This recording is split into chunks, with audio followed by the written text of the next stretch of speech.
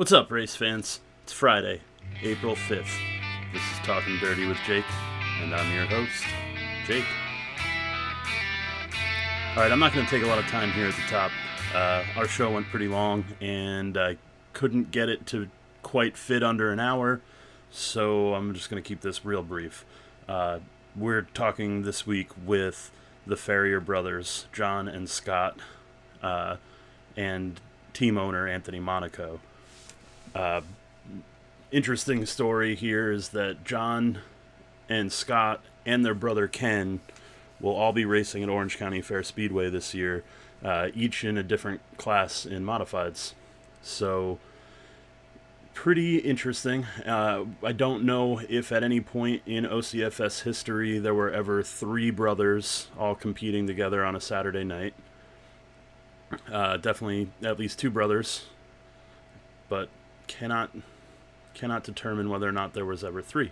But let us know. I mean, reach out and let me know if I'm wrong and there were, three brothers who raced together. What am I babbling about? Let's just get to the interview. This is going on too long.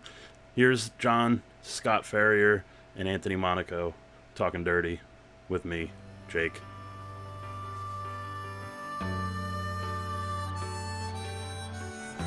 So, why don't we start with when did you guys start? Were you fans here before drivers?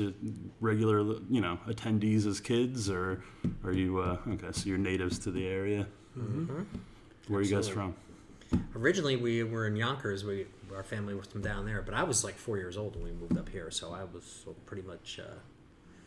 When we were all younger, we used to come up on Saturdays and visit family in Middletown and make our way over to the racetrack. When the races were on, we always knew when it was dark because the lights used to cross in the sky. Big lights that back used to in shine the sky. Early 70s and into the 80s, they still had the lights. Yeah, I've heard stories about spotlights. That's before my time. I remember you telling me that at the race shop. Two lights that used to cross each other, and if it was like rainy or foggy, we'd wonder if they were racing, and you just look in the sky and you'd know from a 20 square mile. Like the bat signal calling everybody to the track. Yeah, they had it. It's pretty cool. Right, turn on. Did they have the weird villains on the roof too? Remember the weird villains on top of the grandstand? They were like fairies or something. And they got stolen or something. I remember they got stolen. I've heard a couple stories that they were thrown out, stolen. People climb up there and steal them. People climb up there, throw them off the roof to smash them. Yeah. They came from somewhere upstate by Lake George or something. Okay. They recently closed it down and they were selling off the rest of their stuff. Yeah, they still had the big. The big Indian and everything, because we used to have one of them here too. Oh, the right? Indian, Chief Taco. Yeah. I do remember. Is that what his name was? Chief Taco. I remember that, Chief Taco. Yeah. Was he by a taco stand or something? I don't know. I didn't know he had a name. Chief Taco. During the fair. Maybe I'm making that up, but I thought I saw a sign that said Chief Taco. Because I grew up. My grandparents used to sell beer under the half-covered grandstands. Oh yeah. Way back in the day, that's how I started coming here. That's wow. I don't know if you guys remember that. That's 70s and 80s, early 70s. They were here. They used to pedal beer up and down the grandstands. Yeah, they used to have the, I don't know what they did. They popped the tops. And this is before my time. I wasn't even born yet. Yeah, people would walk up and down the grandstands with the big things, just like at a baseball game. That's probably game. 50s or 60s. Yeah, that's my dad. Beer, pizza. Pizza. Right? Yeah, they used to sell the pizza up in there. We didn't do that, but they sold the beer up. They used to pedal. How dirty was that pizza? I don't think at that time I really gave a shit. I was the layer of grease on the pizza probably just sucked in that. If it was pizza, I was eating it. It didn't matter what the hell. We used to watch Buzzy Ruderman was like prime time here, man. Like Van Horn, Steve Botcher. Yeah. And then you had your local guys in street stock. It was like Buddy Banks and Ron Goodrich from Street Stock, and then even old man Elliott too. Yeah, Elliott. I don't remember. I don't remember all of them. I was a little kid. So these are the guys you grew up watching. Yeah. Bill Mingy. Yeah. I don't remember them. I remember Carl Pittenger driving the Circle K. Yeah. That was kind of my, I got involved here. And they're all local guys like they are now. It's switched over to being Heinleys, right? Timmy and Tom Heinley, and then you got a couple of different Chuck McKee. You got a bunch of local guys that come to the track, from being kids in the area and just being involved. Richie Yerk's still here. Yeah, I remember him as a kid. Yerk, He's still running. He's still going. The thing is, you just gotta if you're young and you get hooked on it, it's a great thing to use your time instead of vegging out playing video games or getting into Like what so many kids do bad today. things. Yeah. I had a lot of young kids over the years work for me on the crew, and God knows where they would be if they didn't do the time working on the race car and being committed to that and doing the time. It's a great thing for young good innocent people. fun. It is. How old were you guys when you crossed over into being competitors? When you start actually racing? Well, John, I raced motorcycles for years when I was a kid growing up, motocross.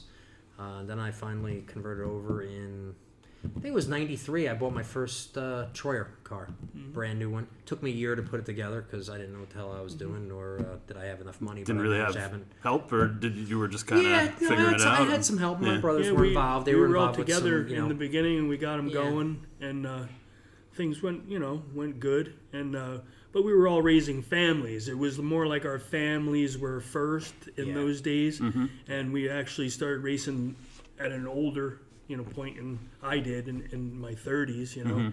I had 5.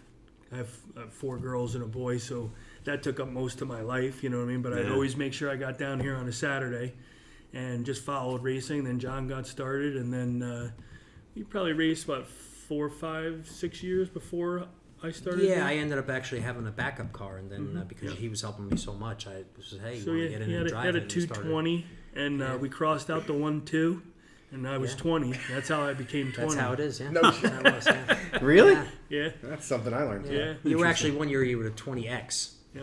We put an X. I think there was another 20 in the field, so we put an Yeah. X behind Yeah. it. So you were So that's the 20X. story behind the 20. Yeah, Yeah. that's it. Yeah, that's how. I know So your it's kinda story a on the little bit of an 220. I little know bit your of an story on offshoot, that. yeah. What's the 220 come from? Well, years ago when I was racing motorcycles, I was the 224. I got out of racing for a year or two, and the Metropolitan Sports Committee, when I went to get my card, I went to get 224 again, and they didn't give it to me. They said the only closest one you can get is 220. So I said, okay, so I took 220, and I won a lot of races and stuff like that with 220. So, the good thing Stuck. about the 220 is any track I ever go to, there's never another Never another 220. 220. Yeah. You know what I mean? And everybody knows me as the 220, so it's it's sort of original, and yeah. There's not many. There's Not not many. many. 220. Yeah, no, it's definitely unique. I mean, It's you a unique you number. see it, and Yeah. it's like, oh yeah, Yeah, so I I know just who that stuck is. with it. Yeah. What the heck? Rather than being an 88 or a 1 or, there's a bunch of those out there. Hey, you always wonder how guys choose their numbers. You Yeah. figure it's got to have some meaning or significance. Everybody drives. There's so many 44s, A lot of 40. Yeah. and it makes. I'm a I was a 44. That was my jersey number when I played high school sports, and I was Yeah. like, it's just a popular number. So when you see like 220 or some of these other ones, you think like, where do you get that Well, we from? always tried. Our family football number was 24. So all of us that played, we all played football. And Right. it was 24. But matter of fact, that I Kenny's tried. story? Is that Yes. Kenny's story? Yeah, Yeah, that's how pretty Kenny's much, 24, Yes. yeah. Yeah, because at that time I couldn't get 24, and I got the 220, and then Scott dropped the 2 off. He got the 20, and so the 24 was available. So that's why Kenny's the 24. Yeah, Interesting. and still all of our kids played football too. We all for played Minnesink football at and- Minnesink, all Yeah. graduates of Minnesink Valley. Yeah, and they were all 24. My too. oldest brother was a football player, and he got a full ride to RPI with a football scholarship. And then from there, of course, we all played football and we all wrestled and that kind of stuff. So 24's been in the family since Yeah. the beginning. So you guys have always been into sports, then? I Yeah. guess. I mean, Yeah, it was We're something every competitive. season, huh? Yeah, we like to be competitive. Yeah. I mean, It was a pretty wild house growing up. I I gotta can tell imagine you. all these Yeah. brothers competing with each other, huh? Yeah, I was, because I was the youngest one, I was kind of in the tail end of the thing, but yeah, it was quite a show. That's for sure for me to see it. Did you get beat on a little bit there, being the Occasionally, youngest? yes. Quite I wouldn't mess frequently, with your matter of dad, fact. though. I wouldn't mess with you. I still wouldn't mess with My Mr. Ferrier he's today, a great man. He's 82 years old now. He's doing great. But as a young father, he was a tough guy. Yeah, You wouldn't he know that he's the same guy. How many of you guys were all together? How many siblings? 5. There's 5. 5 of you? Yes. Yeah, wow. Yeah. Yeah, we It takes lost, a lot to wrangle 5 5 kids. boys. yeah, we Yeah. lost our one brother Glenn, to a car crash when he was 24. So it's quite a number of years ago now. And Scott has a son. His son's named after Glenn. So there is another Glenn Ferrier out there.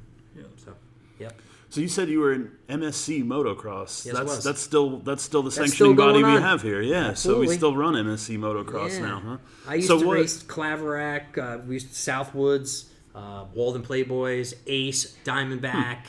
Still, I think a lot of them are still going. I don't know about Ace. I know Claverack is I know still. Claverack's yeah. still running. I still talk to some people that are involved. So I don't know much about motocross. Was it the same sport then as it is now, or has it evolved since then? It's pretty much the same sport, but it's Yeah. evolved a little bit more now. There's a lot more jumps, a lot of more doubles, triples, tabletops. Back when I was racing them, they had that, but the emphasis wasn't really so much of Wasn't flying aerials, and skying. it was and, just it was just speed. And I think the whoops motorcycles and- are yeah, faster motorcycles now. are better now too. Much more Suspensions. shocks and different things going on. And young kids are Yeah. starting so young. Like Oh yeah, Mike they're 5 Gerda, or 6 years old. Yeah. His son he goes like a wild man on a motorcycle. Oh, He's yeah? incredible. Yeah, so he's they a start him talent. young. Yeah, Yeah. he's Being- a good rider. Being that you guys started your racing careers a little bit older, like not having been 5 or 6 years old on a bike or a go-kart or something, did you find that your style evolved differently from these guys that started as little tiny kids, Well, or like how did that kind of affect I think your? so. I mean, my background came from really working on race cars, and that knowledge I brought with me to what I had going on. A lot of other guys seem to come from the go-kart background when they're younger and evolve into, up to where we are now or Yeah. go further. They do slingshots and then Yeah. transition up. But yeah. we used to drive pretty hard on our cars and stuff where we lived and everything, so we had some driving ability. But more or less, for me, it was just knowing what we wanted to do with the race car mechanically, But we burned up the roads like when we were younger. it was different, a lot I mean, different growing up Yeah. around A here. lot different than it is What now. kind of street cars did you guys drive? Like, I had a '68 Dodge Charger, yeah. and I had junk. Camaros, I Mustangs, had junk. We're had talking. I had Volkswagen Bugs. I had junk. That's why Listen, now I always got nice cars. we Now. You lived- always see I always have one nice car. When we were younger, we lived on dirt roads. Yeah. Up by the city of Middletown reservoirs. So basically, we all learned how to drive on dirt roads. And when my parents, they would leave or go food shopping or something, Get we'd all 'em out. hop in their ride and just go up around the reservoir and learn how to get sideways. You know what I'm saying? Wow. This Did you ever put one in the reservoir or into a tree? we used to mark exactly in the gravel driveway where the tires were with clothespins. And somebody pull would just back come in. out and bring us right in, nice and steady. wow. Yep, that's it right there. I bet And you we'd still all- got caught anyway, didn't you? I don't remember getting No? Wow. That's a Yeah, funny look, John. a lot of fun. Like I said, they were a number of years older than That's me. right, so you were young, I that's was right. pretty much a spectator to it. You were Well, I an don't- active I don't know. participant, but you always got away with it. I Like don't know. you were Sometimes just, I was still with my parents though. Sometimes too. So I didn't get even the know the car even moved myself. So you know what I mean? Yeah, it was a different time. You were able to learn stuff on the road then. Now it's a whole different thing. There's a lot more people around. So you guys are planning a weekly schedule. So you don't typically run the short track super series races, but you are going to run this weekend, right? I'm gonna run this weekend. Yeah. Okay, but we're only doing sportsmen, so there's no small block race, right? Right. Right. Yeah. Right. Yeah. I don't know. Is Kenny playing? Kenny's gonna run. Kenny does. Kenny's gonna he's run. cranking on his Sportsman. engine right now. Yeah. That's not Yeah, here. all three of us are going to be down on Saturday night, obviously to shake the cars down and stuff, and Yeah. then I'll be racing. Yeah. So how do you, Sunday. with every time the short track super series comes through, everybody seems to be talking about sail panels and what they are, or what they do, what they, people seem to think they look hideous. That's an opinion I see a lot. I don't like it. I don't. I mean, I guess in general, I'm not really that concerned about looks. But what's the functionality of a sail panel, or how do you adapt to using that? I'm going to throw that one over to Scott because Yeah. he's always been running them. 'Cause you for run 'em many at years. Accor, I right? run them. Yeah. I ran I-88, Thunder Mountain, 5 Mile Point, Woodhull, all around these short tracks. And the funny thing is, like on a short track, you wouldn't think that the sail panel would be the real big advantage. I mean, I'm sure there's a little bit of an advantage to using it. More at Middletown and faster tracks, I think it would be more of an advantage to have it because of aero. And if they're used right, I mean, I think the cars are faster with them. So, I mean, I like them, Faster through the turns. Faster is that through right? the turn, yeah. When So it's more or less like acting like the wing on a sprint car. yeah, Exactly. yeah. This is Anytime better. you can use the air to get you turned a little bit and keep you in a good position, it works for you, And I think that they're a good idea. I mean, I actually like the way they look. I mean, for sponsorships and that kind of thing, you get a little extra more, space. square inches or footage for sponsors, and I I think it's a good idea. You know. So. I'm kind of limited on it. Yeah, I've ran them a not little bit really, here and yeah. there, but I mean, I can feel a little bit. You can notice a Yeah, I can- difference. Yeah, a little bit. It makes the car usually a little tighter, and on entry into the corner. So, but I guess technically you could look it over on the times and see what those times are with the cars that are running, in comparison to a regular Saturday when they're not, Yeah. I think there's some pretty fast times put down by cars on American racers and sail panels. Okay. How much work is involved in adjusting the setup to a different tire When you really hone in on being fast, it's a big change. It's Yeah. nothing that you would just switch. right? You're not just taking the wheels off and throwing That's on what I new thought. yeah, it ones. throws everything. I don't know. We go out. You drag me on the track at intermission sometimes. We go out and we're looking around and we're trying to see. I don't know if I've never done that with you, Scott, but I mean, Well, you go here out there. you- We kind of look. It's the intermission here. We kind of walk around. Here you're see what's. you're inside of the box. You can only run what you can run here. Right. What I Right. mean, to Hoosier Hearts, so the 400s. But I don't know if that's maybe we go out there. Maybe looking at. I don't know. We're looking at like setup or whatever for feature time or whatever we're trying Yeah, to do just there. look at see what's going on as far as if anywhere's putting any rubber down or anything like that from a driving standpoint. What kind of things like what are you looking for when you go out and you look at the track? Like, is there like a visual cue that says like, I usually okay, look this for the looks darker like spot. right? On Okay, the I've heard racetrack drivers for talk the about most that. part. Right. Yeah, I mean that usually give you an indication that there's some rubber patches down, and you want to definitely try to grab a hold of those spots on the racetrack because I mean it'll lock you right down and really go. You know what I mean? This place is tough though. This place can be difficult. Yeah, and I mean, I've talked with guys, and they say this is not this is a driver's track, right? It's like more Well, about the especially now what they did here. Right. So. Yeah, it's driver and your crew is so important. so- One driver can't do it all. You got to have everything in place. You have to have a good crew. You have to, everybody has to be like firing on all cylinders and everything's right, and then you're a winner. If you don't have everything, it's just not a driver. It's just not the tire guy. It's just not the engine guy. It's just not the shock guy, the chassis guy. It's everything. right. Yeah, team sport. Very Yeah, much so. we More talk so about now this a than lot. ever. How it's people kind of perceive racing as not a team sport, but it's absolutely a team sport. Yeah. You're only as good as the people that are around you. Yeah. And the that's commitment true. is just totally insane. I mean, you got to be, 3-4 times a week Right. until 10, 11 o'clock at night. I mean, if you want to be a winner, you have to put the effort in. Yeah. It's tough. These guys have been thrashing, man. This last week and a half or two. Yeah, we've been hard. Well, we, no, were just, just all we were winter. just working on the cars just when Yeah, he I came picked over him to up. pick I us said, up. "We gotta go." Just go. And as you know, Kenny couldn't make it. Yeah, 'cause he Kenny's putting the literally is engine in. putting It's his literally the engine in his engine's car going in the car, right now. So, yeah. and he's got. Well, the deal came along, and really, it should have been done months ago, and we should just be honing right now. But it's just It was worth it to scramble here. there's so much close effort. To the, yeah. Well, we got a good group now. Yeah. Super good. We have a really good group. I How think many it's how gonna many be really- guys do you how many guys do you have on your team? Like how many guys does it take? Because I know It takes- sometimes guys have it's like all they can get to get two guys to help them Yeah, out. three or four guys per car is perfect. Yeah. Right. And that's hard to get.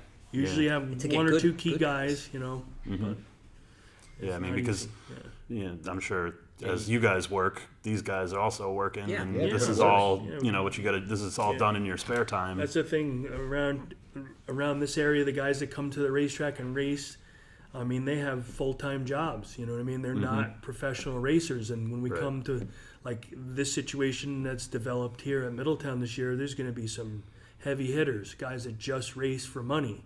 Right. And it's a whole different thing. Yeah. Yeah. Yeah, I know. Well, there's at least a couple guys who will run regularly who are They race full time. Yeah. That's Their their job. That's their job. Yeah. But despite that, these other guys, you guys and other guys who work full time still remain competitive, even against these guys that can, dedicate all their time to it. Yeah, absolutely. I mean, it's very you impressive. got to be a fierce competitor, and you got to want to win, and you just put the time in and do what you have to do. Wow. So, John, you did an ARCA race this year, right? I've raced a number of ARCA races, but I did race, Daytona this year. I didn't really have a great outcome. I had a brand new race car built and had a couple problems, shall we say. But the main problem, the main problem there is that the car was not ready for the open test session that they have prior to the race, And so we pretty much just rolled a green race car right out of the trailer. I mean, it's a beautiful race car. It's a really, no expense was spared. But, when you're rush putting stuff together, things happen. So, How do you cope with like the transition from asphalt to dirt? Is it a completely different world, or do you find that there's a lot of the same skills or a lot of the same knowledge I think applies? there's a lot of the same stuff. Yeah. I think there is. You're still driving a race car. You're still trying to get it to go fast. You're still, running it hard into the corners. Dirt racing is by far physically harder than asphalt racing. I mean, from what like I've on your experienced. body. Yeah, on your body Yeah. and everything. I mean, when I roll in here, run 200 laps here at Eastern States, and I get out, I'm pretty whooped on. Yeah. You know what I mean? I bet. I run Daytona. I've ran Daytona, Talladega, Pocono, and stuff like that. And I mean, I get out. Yeah, I'm just hot because it was hot inside the car. I'm not physically drained. Right. You know what I mean? Right. I'm not working the car as what. It's just what how we do much here. you're being jostled around in there, right? Yeah. It's kind of what it is. Yeah, I mean, honestly, there's really no real comparison as far as physically. You know what I mean? That's why you see those guys in Cup get out of the car and they don't even look like they've been sweating. They just look like they get out. They just ran a 500-mile race. You know what I mean? Right. Yeah, they're in good shape and they're good drivers, but you couldn't come down here and run 500 miles around here. So you think Let me tell you, you might be able to do it, Well, but you're not getting out. 500 miles on Yeah, this track? you imagine? Wow. Yeah, I couldn't. Yeah. I remember you'd be when hurting. the last time when we were in the finale at Syracuse. Even from a spectator standpoint, man, I'd be hurting. Yeah. I don't know how I can sit through that. Yeah. yeah. As much as I love it, I think I'd be done. Yeah, I've been lucky. I mean, I got a chance to do a lot of good things. You know what I mean? Some of the results I've had, I wish were better, but the circumstances, it always seems to have a circumstance with me. I don't know what it is when it comes to ARCA racing. I don't know why, but But Would you like to go further in asphalt racing? Continue do more ARCA, do other stuff, or I've is always it, wanted to drive a truck. I've always loved. Yeah. I've always wanted to drive a NASCAR Camping World truck. Yeah, that's what I've always wanted to do. But more so than the car. Something about the truck that appeals to you. Well, I'm older too, Yeah. so it's not gonna be taking me anywhere to put me in. He's like, I'm glad he said it because I usually get in trouble when I say it. Yeah, he's always busting. I don't bust Scotch chops about how old he is, but Just don't tell Richie Urich that, okay? Wow.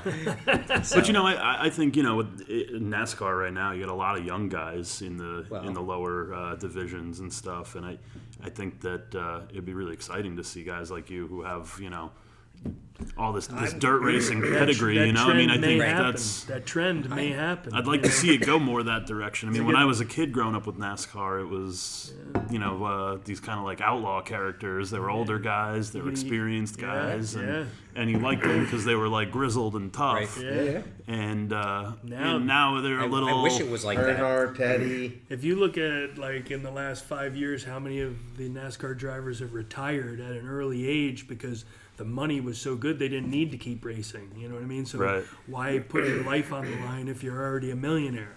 But if you look, I was flipping through a magazine the other day, and I saw 10 guys that have left in the last 7 or 8 years that are a star-studded field even now. They're young enough to do it, but they won't because of the money. You just mentioned Richie Urich.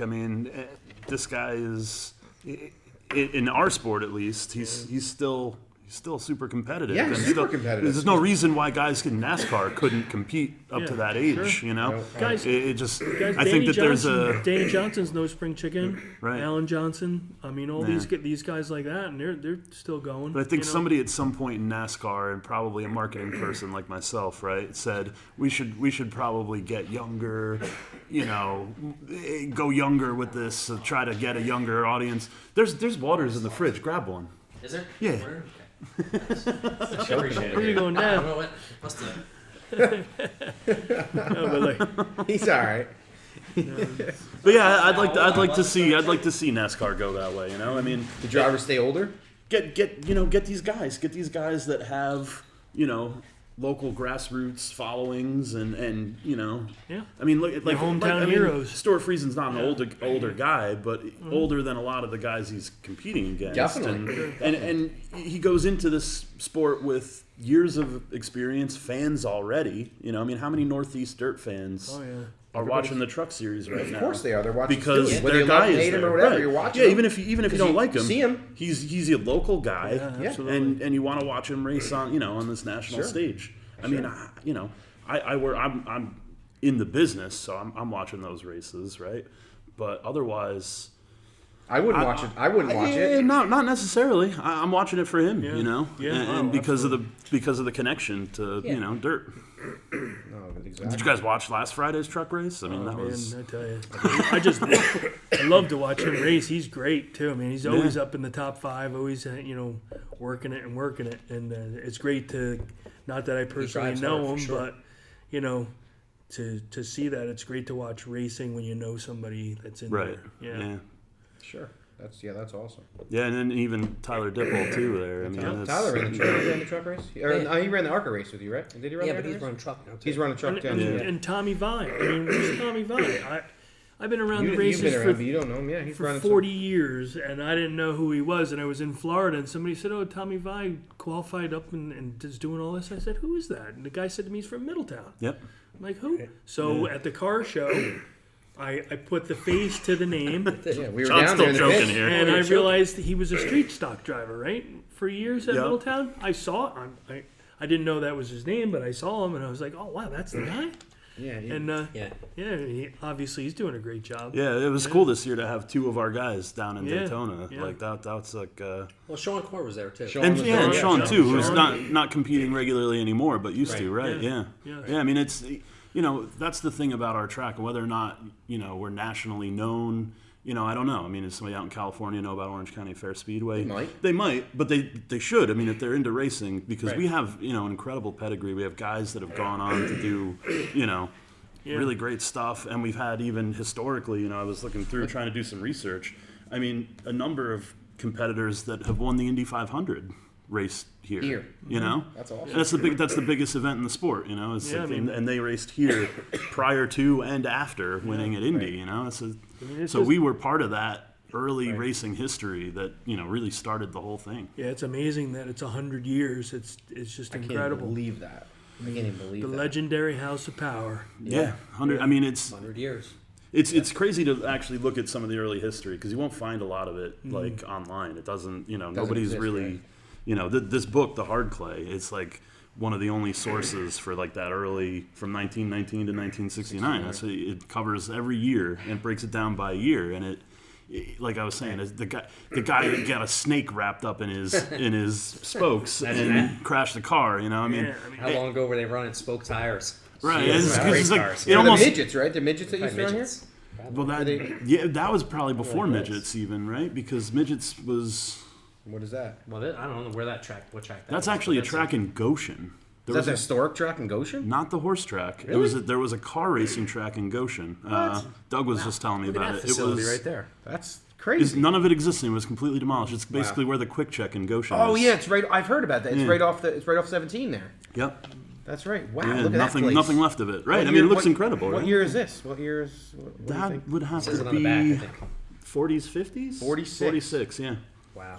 Yeah, I can remember Middletown when it had no concrete barriers on the inside. Just the the wooden inside railings, tires. right? It was tires. Had the weight tires, And they half pull weight up the tires. wheel over the tires. They were buried in the ground though. Only like Right. half of the tire would stick out. And we still have And some of they that go going around on. They're bigger tires. They're just bigger tires, yeah. They're bigger tires. Yeah. Wow. Yeah, we managed to unearth one last year at Eastern States there. Yeah. Remember that? That was, Yeah, that came out. that was of quite a there. wreck. Wow, that's nuts. I didn't realize that was I thought it was a horse track in Goshen. Well, This yeah, was that's a car. totally different track, yeah. Yeah, so you had a It's two track whole here and a tracks, track yeah. here. I mean, this was operating in Right. 46. I mean, ultimately what happened, I think, is that Goshen became more known for the the horse. horses, and we became more known for the cars. because this was the horse and- track too, right? Oh, yeah, it Originally started, it was, right? Originally Yeah. the horse track. It was the Harry Clay Oval in 1857 was established. The same size, roughly. Roughly, it's been reconfigured a Figured number a of couple times. times. Yeah. Actually, it's really funny. I took a picture earlier of an aerial shot of the track, late '60s. There's a football field in the infield. Here, Yeah, a football field. yeah. You play football at intermission or something? Or? There was a semi-pro football team in Middletown. I guess that's where they played. Wow. Here? Yeah. Talk about some Definitely- history. Yeah, Definitely I'll show you. Look at enough. this. Look at this. Look at this. There's actually I took a picture of a picture. There's What a year was this? football field. I don't know the exact year. I think Oh, it's that's my dad. it's late '60s is It's what pretty I. wild. Wow. Did you see that? You can see the goalposts. Oh, yeah. And there's a and they used to park the cars on it. Apparently, is what I'm told. That's Is what I was it- gonna there say. you go. Wasn't That's the unbelievable. infield always the pit? You know. yeah. That's So they would amazing. park the cars right on the football field, I guess. Yeah. It's kind of, I mean, and there was also an asphalt track on the inside too. I don't remember that either. I Yeah, don't remember that. yeah. I mean, it's gone through a lot of changes. Yeah. Well, 100 years and plus. Yeah, it's more than 100 years. But Right. Yeah. I mean, that's 100 like years of it's auto existed. racing here. 100 Yeah. years of auto racing, Right. right? And then 1857 was when it was established as a horse track. That's And when the now, first fair was. That's when the first fair was. oh, here? the fair's even older. Oh, it's older than that. Yeah, before the fair was permanent here, it was the Orange County Fair, and it moved around. It was in Montgomery at one point. It was, I mean, it was, and then it was at one point, probably in the 1850s, around when they built the track, that this became the permanent home of the Orange County Fair, and then the track, and The whole deal. yeah, and actually now with and because this is all very hard to verify, and it's not well documented, but it's potentially true that this track is the oldest continuously operated racing facility in the world. If that. it's wouldn't doubt been it. it's been operated continuously since 1857. That's Right in our backyard. Right Yeah. here, It's something, right? 5 minutes from home. yeah. Yeah, it's something. I mean, you think about the history that happened in 1919, right? Like, that's Treaty of Versailles. Yeah. That's women's suffrage. Yeah, that's- I mean, we're talking like So this place was already here for how long? it's like a 50, total. 60 years. It's almost Even kind of then. mind blowing, right?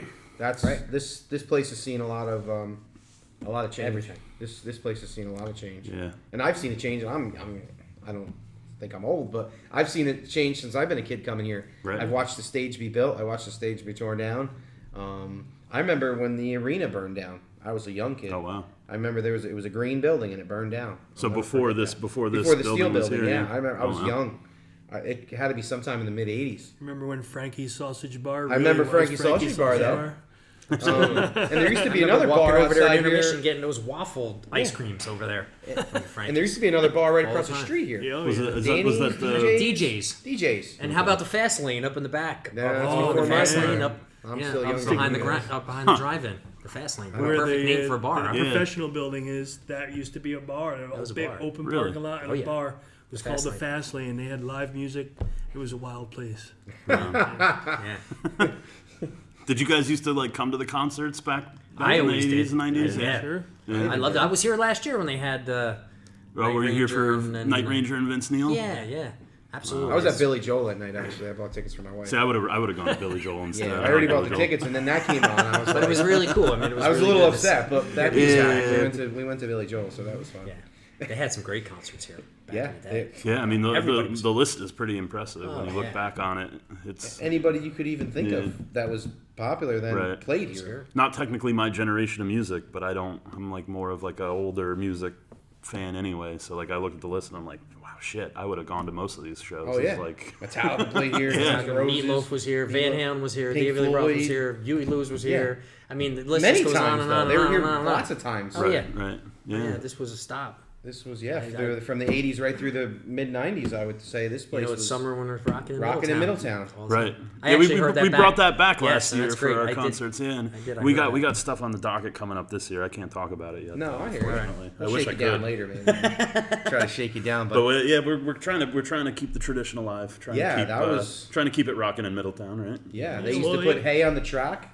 How about the beer trucks used to be down there, man? Bring the beer trucks So wait, down in they there? put hay on the track Yeah, and in people the would- front, so they because would that would stand be like on the it so mosh it pit didn't mess down it up. there. Yeah. Yeah, and beer trucks were parked right there. You know, today Down with there. the people that are out there with you need that exposure so you know where to go. Right. You know, if the racing is going to come back stronger, people know where it is It's because here. they went to a concert. Yeah. They Concert know, here. you know, just Yeah. you get Yeah. that kind of exposure, which you need. Yeah. You know, because the media and the way things are done now, I mean, you can really gain by being exposed like that. Well, that's really like the goals of Yeah. Orange Motorsports and Yeah, Entertainment, sure. right? Is like that the motorsports, right? Because the racing, 100 years, obviously that's the big deal, right?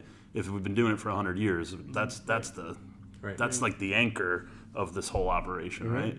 But then to kind of incorporate the music and other live events and food and all this stuff is really like that's really the goal and really the way that you kind of have to keep the sport going, and because like. Again, to go back to this book and reading this book, and they're talking about crowds of 25,000 people back in the 30s. Yes, here. Oh, man, I gotta look And now, nowadays we have the potential to reach that many people, but with all the modern distractions, people aren't as interested in going out. Kids are, distracted. You got video games. You've got, rent a movie, all this stuff. sit in the house. Stay home. Right. Yeah. Netflix and chill is the new norm now, and it's like, how do you kind of fight against? How do you combat that? And it's just by staying with the times, using technology, and creating like a thing, an experience that you can't get anywhere else, right? Yeah. You can't experience the racing like this without traveling a couple hours at least, and even then, they haven't been doing it 100 years. No. They don't have a drive-in section. They don't have live music. They don't have and so these are the things that we really gotta.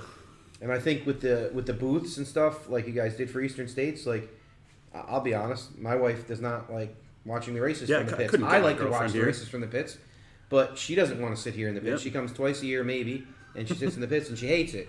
But when we sponsor Night of the Track and she sits in the booth, she has a great time. Right. So if she had a little nicer place to sit.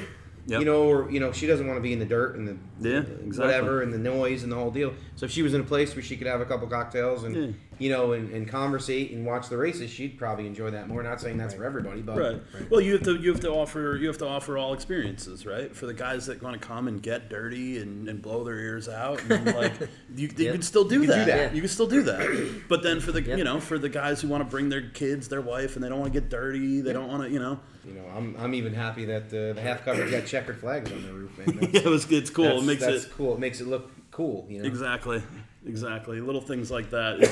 Sometimes the devil's in the details, right? Like it's just people are quick to judge a book by its cover, and we're old. We're a 100-year-old facility, more than that, really. And there's a little bit of a patina on the place, right? And that's part of its charm, but also, they got to bring those lights back at night so everybody knows it's on. It's racing time. Yeah, those lights. I think those lights sound like a great idea. We gotta work on that. We're gonna find lights. Oh, I'm sure. The town would probably come in on us. Exactly. Some zoning law that says we can't do that anymore. Something to do with the airport or something.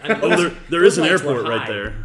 Yeah. They were high. I'm telling you. Like Hollywood lights, like you're going to Hollywood. Yeah, there's exactly some kind of wild party going on. I've heard stories before about these lights. This isn't the first time I only heard about them. I only heard it from you, Scott. Yeah. Totally remember that. It was just awesome. At night when it was rainy, or if you didn't know whether or not the races were going on or not, you could look up in the sky and see if the flights were going. We'd be after my father. They're on. Look We at gotta the go. lights. We gotta go. We gotta go. I can see that. I guess that's kind of useful, huh? How would you even get the word out about a canceled race? Can't look on the internet. Can't look at Facebook. There wasn't any of that then. Right. So people just showed up and you just showed up or made a decision if they're going to race or not. We used to say to my dad, "Come on, we can make the feature. They're running. Look at the lights. We can make the feature." And then he'd say, "All right, let's go."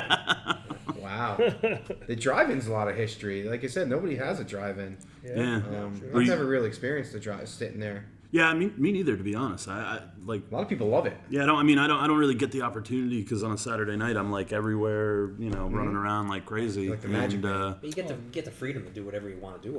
The people up there, they come all the time. They come with all their supplies in the back of their pickup trucks. It's unbelievable how much grilling and the fun that everybody has. Yeah, I've hung out with the Eastern States up there. There's kids on bicycles. There's people running around. They're just and there's the setups you see in the back of people's trucks with their grills and chairs, and the way they go about it is it's wild. It's cool. Everybody in sports loves the tailgating experience, right? Yep. And it's cool that you can get the tailgating experience throughout the event. It's like instead of like a football game, you tailgate and then you're like, now we got to go watch the game and and then it's but here you just on through. Yeah. Huh. That's interesting. Yep. Yeah, I've gone into the drive-in just to kind of walk around, look at what everybody's doing, but I've never actually spent a whole race there and watched it from there.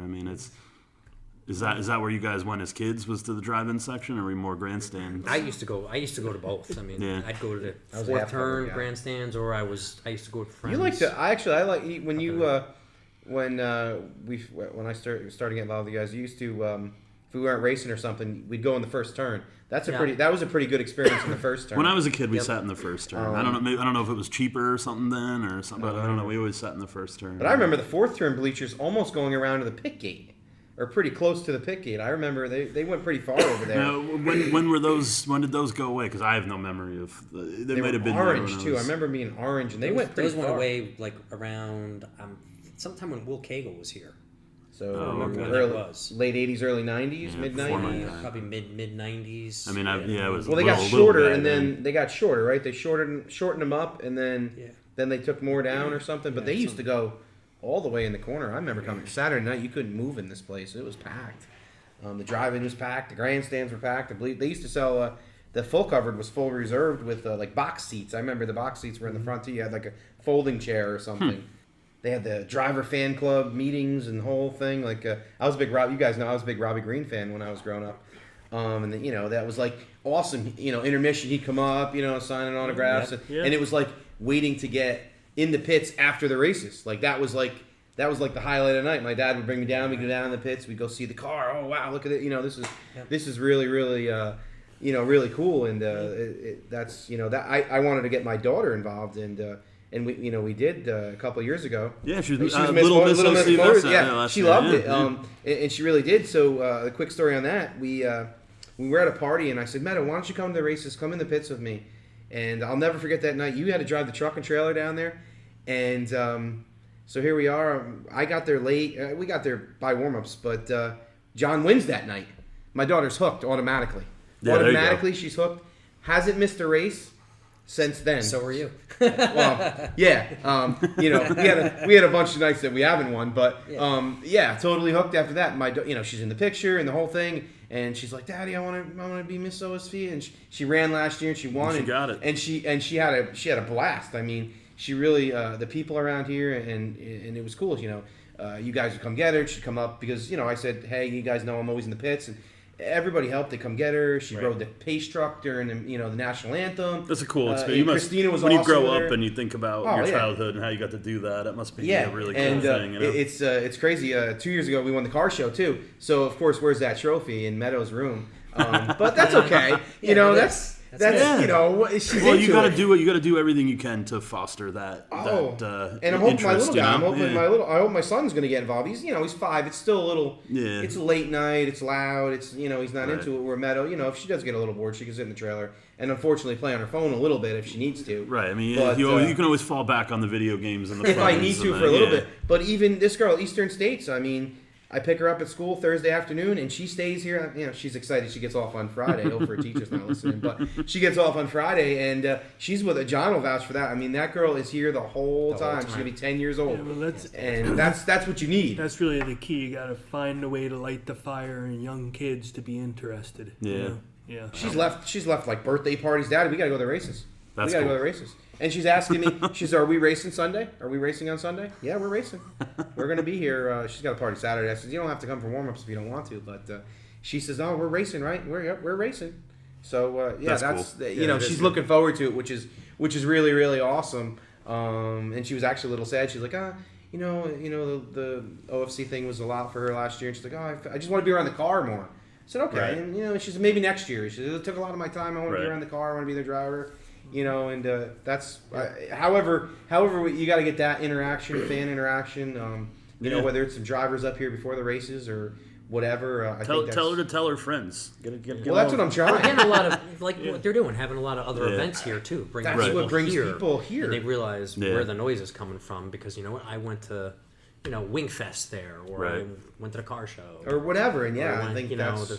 A whole bunch of things, so people start to get this place back on the map. They know where it is. And I do like what you guys have done the last couple of years too. Especially, I'm in the place where these guys were at, 15 or 20 years ago. I have a young family, so every Saturday night sometimes it gets a little bit much, whether we're on vacation or whatever. So I like having on 4th of July, Memorial Day, Labor Day, like that's, and even a couple other shows during the season. So that gives you some time to get away and the family time. Yeah, and you need that because you can get burnt out on anything if you do it too much, right? Yeah.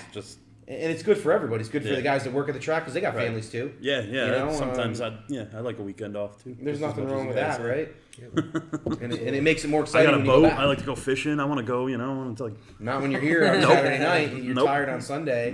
Yeah. And your eyes are burning. still, still getting the dirt out of my beard. That's nothing wrong with that. I'd like to see you shave that off. Actually, I just trimmed it like more than half. I was down. That was down around here last week. But you should You trim had the that. Duck Dynasty thing working, huh? It was down there. it's just like it's mostly just a response to laziness. It's you guys. I mean, I'm looking at two clean shaven men. You wake up. I've every day and never, shave. I've always been clean shaven forever and ever. I don't know about Well, you, I mean, John. you can't have a beard under these full face helmets, right? I mean, I'm sure. Yeah. I mean, when I put on like I've put on a helmet. It looks fucking hilarious. You got this beard sticking out the out bottom of the helmet. Be a little Right? tough in a fire. Yeah. Yeah, that could Maybe tucking. Make Your sure it's face will tucked be in. on fire. Make sure you're tucking it in. There was I saw pictures of a guy. I even like reposted him on the Facebook. He looked like Captain Caveman, dude. He had like a driver here. I wonder who he was. Was it an older driver? Older driver. Like Must have been late 70s or He had a full early beard? 80s. Full beard, long hair.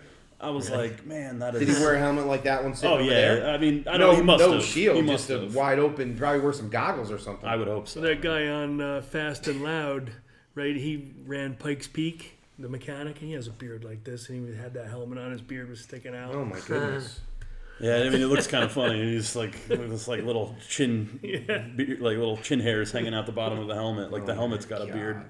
That's it's probably dangerous. You probably don't want to do that. It's probably not a good idea. Yeah, right. It catches fire. Catches on fire. It's not going to be awesome. Chases it right up into the helmet. Now I just got your Nomex, fire in my helmet here. Yeah, I don't know. The thing is not going to work too well over top of your beard. It's probably annoying. I don't. Do you shave, Scott, or is that how you drive right there like that? No, I keep this all the time. You do. Yeah. Okay. Well, whatever. I never use a razor per se. That is an interesting topic. I mean, Yeah, no, I don't know. it is like these are the kind of things that I think that people don't even think about. even That it's think whether or about not it's interesting or it's like, but It is. There's not a lot of guys out there with full beards Full hanging beards 5 inches off their racing. face. Yeah, I mean, you don't see that. No, so. most guys are pretty well clean shaven. Maybe a few mustaches, right? I mean, Yeah, mustache. I'd like to see the couple mustache goatees. come back more. I feel like that. I mean, growing up in the '90s and watching racing, it was like everybody that was cool had that mustache. mustache, you know? right? I want to see the mustache come back, like that. Just that Dale Dale Earnhardt, Senior, right there. Earnhardt Yeah, look. the Earnhardt, Richard yeah, Petty yeah. mustache. Like they all had it. They all had that cheesy Did little Hearn have the mustache. mustache too? Did Yeah, Brett- yeah. Hearns Brett had a the mustache. Hearns right? had some interesting facial He had hair. some I long like. hair too, right? At times. He had the long hair. Well, he's He had been around a soul long patch time, for a little you know, while. I like 70s, soul 80s. patch, Brett Hearn. Brett Hearn. We won't tell Steve him. Dodd. Hopefully Steve you're not Dodd. listening, Brett. How about Steve Dodd too? Steve Dodd. Steve, yeah, I remember mustache. Steve Chuck had longer McKee. hair. I think that Chuck was had the it, yeah. style back Yeah. in the All in those that guys. day. Long mustache. Yeah, on the side. I don't remember. Steve had a long mustache. No. Steve Dodd. Steve Steve Dodd. did? Oh yeah. Really, a long Chuck- Not a mustache. long Chuck one, did. but I always remember a he had mustache. fairly longer hair, like Yeah. When you got an open face helmet, you gotta have something to show off, right? You gotta grow that stash. That's Scott. Have you ever worn an open face helmet? No. No, you're not that old. No. When did they? When? I mean, that was. I mean, I remember in the NASCAR guys still had them in the '90s when I was a kid. Really? Yeah. I mean, open face? Dale Earnhardt Yeah, wore an Dale open Earnhardt face for. still Almost ran. took it right to the end. Yeah. He did take it to the end. Wow. He had a Never. actually had That's very wild. Goggles. yeah, that's- goggles. You had the bubble goggles and Yeah. the open face. Open yeah. face, yeah. Not this Yeah. guy. Oh, I mean, it's crazy. I would never even. Like, Well, I mean, how I'm hard looking is at it that to? thing getting chills. Like, Right. Imagine a rock coming up. Like the plastic goggles really gonna stop The, a the rock. goggles, yeah, the goggles aren't helping you. Wow, No, those guys were.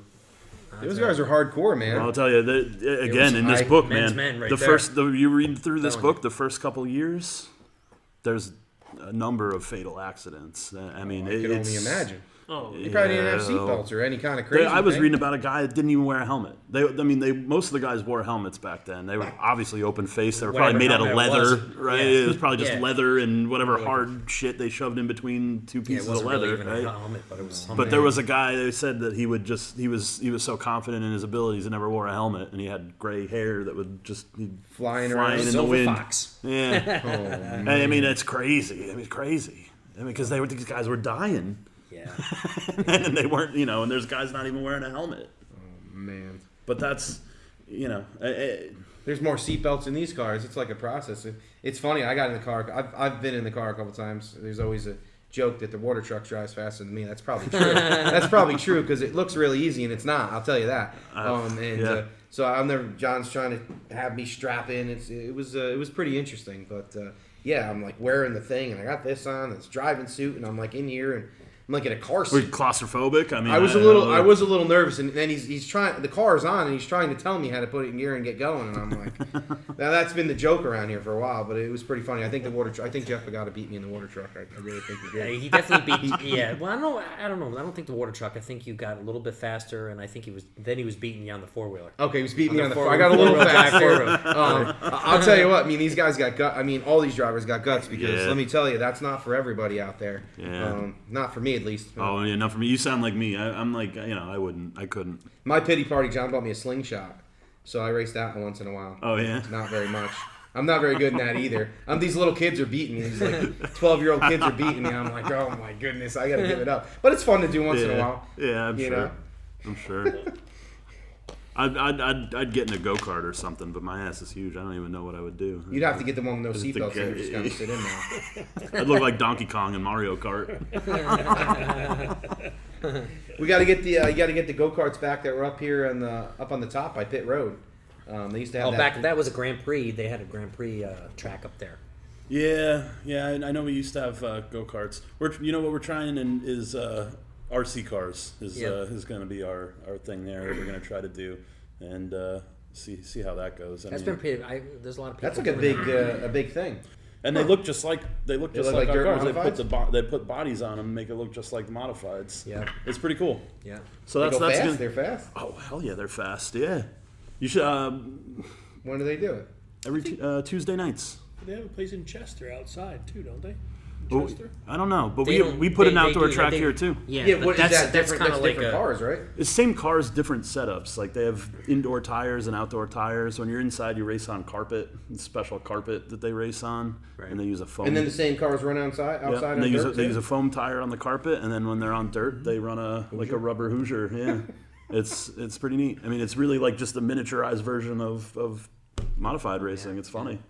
And the cars are fat. I mean, they got the brushless motors on them and stuff that are just like. Is that something you're gonna do on Saturday nights or something different? Or we're gonna do certain we'll have the track going during racing events and stuff, but like Tuesday nights will be like the actual competitive RC racing. Well, is that the track that you guys built right there behind the 31st lap, right there? And inside in the arena building. Yeah. Okay.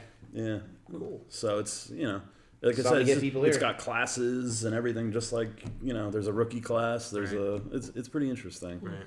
I mean, I used to play with RC cars as a kid. I remember they were popular, 80s, 90s. They were popular. I had some pretty serious ones, but I didn't know. I never got into like the competition. I didn't know it was a thing. I Back just in played my in day, parking we had lots. AFX cars. AFX. Oh, slot cars. Slot cars. Yeah. Yeah, I played with slot cars as a kid too. Yeah. We had a Aurora AFX. Yeah, Aurora AFX. Those were the good ones. There was other brands that were cheaper, but the AFX, those were the good ones. There was TCR, Total Control Racing. You're older than me, John.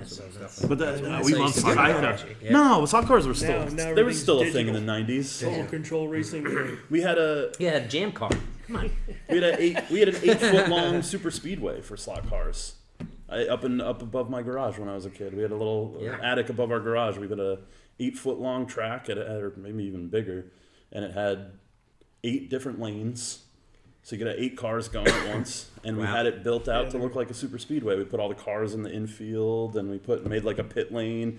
And I remember when NASCAR was huge, and there was so much merchandise. You get like those die-cast cars that would come with the whole pit scene. Put them in there. And I just put them in and I'd line them all up along the pit road, so there was like a full pit road, and it was awesome. That's awesome. It was really cool. I mean, kids don't do stuff like that They anymore. definitely don't do that at all.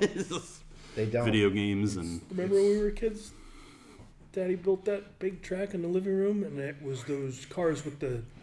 They got a racetrack in their living room. Yeah. And they had copper brushes on them where they picked the power up from the track. Yeah. And they were the bigger ones. Car, yeah. Yep. I had those fast, too. Man. Yep. Remember? It was a whole room. Bank track. Funny. Yeah. They built a racetrack in their living room. Well, they're racing family, Well, Yeah. we originally, you know what? We raced Soapbox Derby in Yonkers and took second and almost went to Akron, Ohio.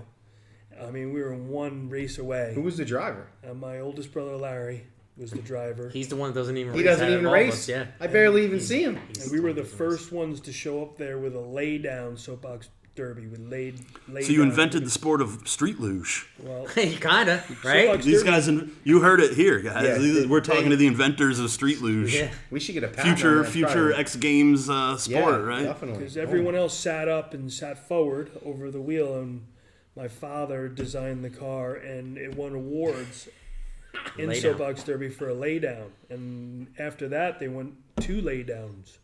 You know, but Oh my goodness. yeah, no, this is Some history here. These are innovators. Yeah. late I'm glad they're racing with me. late 60s Or I'm racing with them, whatever you want Soapbox to call it. Derby. Yeah, That's now Soapbox Derby. That's just when you roll them down a hill. Roll just down a hill. roll. Yeah, Yeah, yeah. Well, They you got start brakes on in a 'em? ramp. Yeah, they got. And the they got ramp brakes. used to But they used to just drop the pedal. wood in the front, and it would just start going Yep. off the ramp.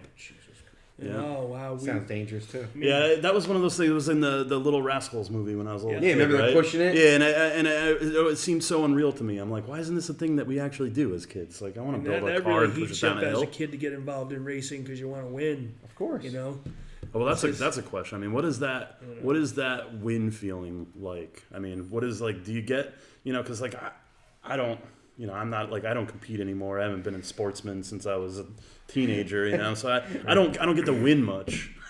So I don't know what that feels like anymore. Is it like do you get that like where you actually kind of feel like you're shaking or you're like just you got that like adrenaline rush from the win?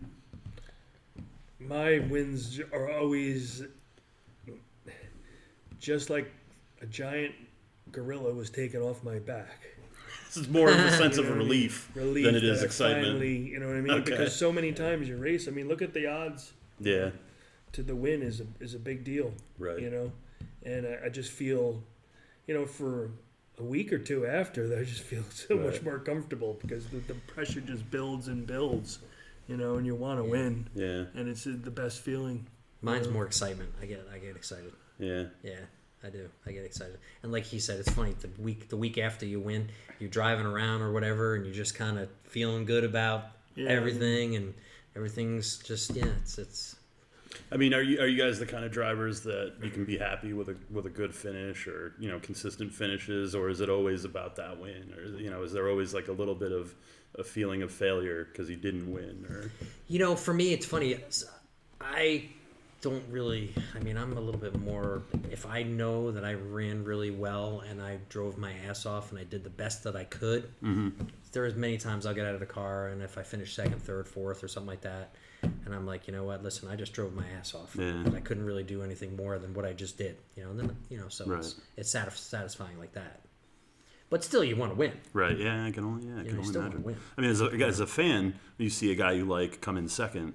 Right. You see, it's pretty easy to be excited for him, like, oh, Yeah, oh, yeah. did really good. But I'm sure as a driver coming in second, it's like you're the first loser, and you must, it must Yeah, feel that- awful. That's how I feel about it. Every time that I take second, third, fifth, seventh, it just builds on me and builds on me. Just until That gorilla on your back just gets heavier and heavier. until I win. It's just like I don't like to finish second or third or fourth or Yeah. I'm Oh, there sure. for one thing.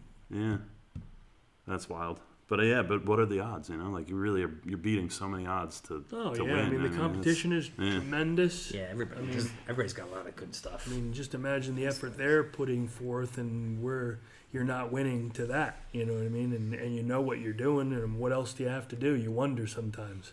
Right. Like what yeah. else can I try, or what else is what budget. am I doing wrong? Or, I mean, money is a huge factor. If you have everything you need, and then the second most important thing is all the chemistry in line, the whole crew together, everything's working exactly right, and you just find yourself in the winner circle. how do you celebrate the win? Oh, do you- heavy. We were joking around. We were saying the other day, somebody said something in the shop, and Kenny's racing Sportsman, Scott's racing 350, Oh, this is funny. I'm racing Big Block, And somebody said, "Man, wouldn't it be unbelievable if all three you won in the same night?" Mm-hmm. You know, we were joking around. We're like, "Yeah, that would be the trifecta." You know, Yeah. I don't know if Orange County Fair Speedway would survive after that ever happened. Tear it down. Well, that's one of my favorite pictures. Just pure joy. Just joy. I mean, just joy.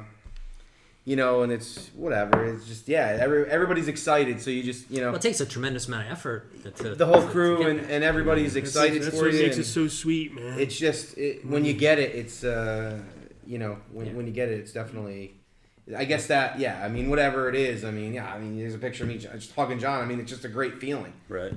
It's just a great feeling. Do you tear up a little bit, or are we too? Is that not something we'd admit? No, I don't think I really. No. I don't know. I'd probably cry. Well, listen, I can tell you right now, if I won that $100,000 race, You'd cry. we'd be crying. There'd be some crying in front of everybody. There'd be some crying. There could be some the next day with a tackling. bad head. Yeah, it would be Who crying knows for what sure could because even my head would happen? hurt so bad from drinking so much. Yeah, the night that would be that would be an interesting. Where'd that $100,000 go? I think, oh shit, you just drank. I don't know. We just drank that away the 31st lap, but we might not even leave. Just keep it open. $100,000 party, That'd be a heck of a party. right? Yeah, wow, go down in that's- history. Oh, boy. That would be something. definitely go down in history. Yeah, I told John there'd probably be some tackling and all kinds of crazy stuff would be happening. I can tell you. That's all right. Yeah, I mean, regardless of who wins, you just kind of put it in my head. I'm like, wow, whoever it happens to be, I get to see that happen. Yeah. I'll get to see This that is history. reaction. Nobody's ever gonna see 100 years I'll get here to again. watch a guy break down and cry because he just won $100,000. That's exciting. It's like That's why I hope it's an upset. I really do. I'm not just saying for myself. I hope it's an upset. I hope somebody. Average Joe. I hope somebody. I don't want to be politically incorrect, Well, but I hope mean, it's somebody. An underdog? An underdog. Like my Giants I winning do. the Super Bowl. I think I know. I know what you're saying, and Yeah. you don't. I mean, you can name names. It's okay. I mean, I hope. Obviously, I hope it's a local guy that runs here on a regular basis, and that's what I hope. So Yeah. I hope I think it would that's be the me, but that's the theory, conflict, that's right? the That's the conflict. drama, right? That's Is the that drama will of it. somebody come here and steal that away from one of our regular guys? And that's kind of the big question, right? And I think obviously everybody that's a longtime fan they're gonna want to see it go. You're gonna to want to see a local guy win it. but the good guy doesn't always win, and sometimes that's part of the fun, Not right? necessarily a local guy, but a guy that comes from grassroots and doesn't race for a living. Yeah. A professional Yeah. racer. Yeah. A guy That that would be works amazing. hard every day, has a family, pays all his bills, Yeah. spends a little money on the race car, has a great time doing it, and pulls it off. Well, we definitely have that'd be guys who amazing. could do it. Yeah. We I definitely think do. so. I mean, I think so. Yeah. I think so. It's going to be some strategy and a lot of different things. I can tell you that. yeah. I mean, you bet your ass that every professional in the area will be. Well, they're there, going to be here but from all over. yeah, People you never heard of before will probably be here. yeah. Why not? Absolutely. Why not? It's everybody's got a shot, right? Everybody's got a shot to get in. Yeah, it just seems like one of those things. Like, how could you not at least try, right? If you're in it, there's a shot. You're gonna, you got a shot in winning. I don't know how many cars are gonna start. Whatever, probably like Eastern State's 40, 44 cars, Right. 42 cars, whatever. So you're gonna have a 1 in 44 shot of winning. There'll definitely be a lot of cars. It'll be interesting, should I say? Yeah. We're excited for the season. I mean, we're super excited. Listen, 100 years. I always get excited just for racing in itself, let alone 100 years. I'm glad I'm actually being part of it. Yeah, I mean, that's it's pretty pretty cool. neat to have been to be active at exactly this time, Right. Yeah. Because it's 100 years, right? And you're not going to celebrate. We'll celebrate 200 years. None of us will be around. We won't Yeah, be here. right? Maybe. I'm possibly. Maybe they put us in some kind of like robot bodies or something by then. We got a shot. Me and you, Jake. I don't know about Yeah, these guys on the outside. You got to get used to it. You got to have thick skin. Just Scott. be a brain in a jar or something. Yeah, but there we'll you be go. here, right? I got to bust chops around here. That's my job. Ask your brothers, or at least John. It's okay though. It's nothing. It's all in good fun. I'm sure I'll get mine. I'm not really worried about it. I'll take it. Well, there's a lot of chop busting in this sport, that's for sure. If you don't, You gotta be able to take it as good as you can give it. right. I take it all day, every day around there. It's like And that's what it's all about, too, about, friendships and, camaraderie and Right. and having the fun. team. doing it. Look at this. I mean, we got 3 brothers racing together on the same team. Right. Yeah. I don't know if you guys have ever raced together as a team before, have you? No. Have you raced against each other before? Yeah. It's inevitable we would race against each other at certain times. Yeah. Yeah. And, everybody goes, oh, well, who's better? I've been beaten by them. I've beat them. You know what I mean? Yeah. So it's not.